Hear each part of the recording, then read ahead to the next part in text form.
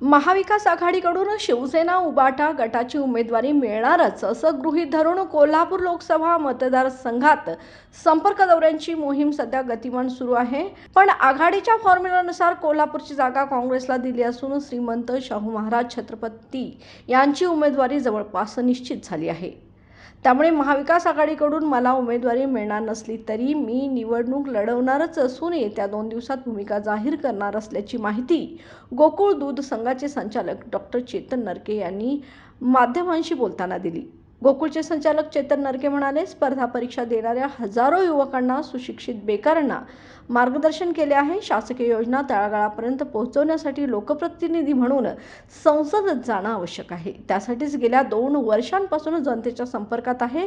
संपर्क दौऱ्याच्या माध्यमातून त्यांच्या अडीअडचणी जाणून घेत आहे। पण पक्षीय राजकारणातील अडथळ्यामुळे मला उमेदवारी मिळणार नसली तरीही मी जनतेच्या हितासाठी निवडणूक लढवणारच आहे।